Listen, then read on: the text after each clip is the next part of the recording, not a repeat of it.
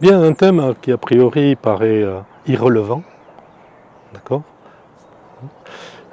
L'aspect physique d'un manager ou d'un directeur.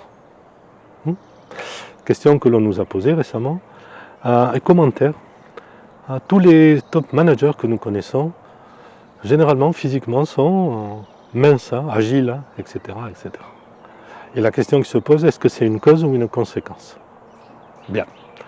Alors, dans les cultures occidentales, dans d'autres cultures, c'est un peu différent. Mais quelqu'un qui physiquement a une apparence, disons, saine, nous allons dire, mince, etc., etc., préjugé, et quelqu'un à qui on présuppose une certaine volonté, une capacité à se gérer soi-même. D'accord? C'est injuste, probablement. Mais n'oublions pas que c'est une première impression et c'est une image que nous transmettons. D'accord? Donc, dans une culture occidentale, effectivement, vous remarquerez très souvent qu'à haut niveau, les managers sont des gens minces, athlétiques même parfois, etc. etc. Cause et conséquence. D'accord? Ceci serait pour un autre débat. Dans d'autres cultures, par exemple le Moyen-Orient, ce n'est pas complètement vrai. Ce n'est pas complètement vrai. D'accord?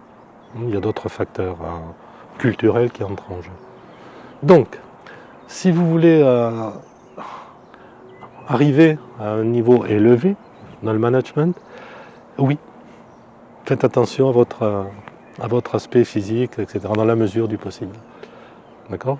Parce que les préjugés seront là et on vous jugera ou préjugera beaucoup en fonction de votre apparence physique.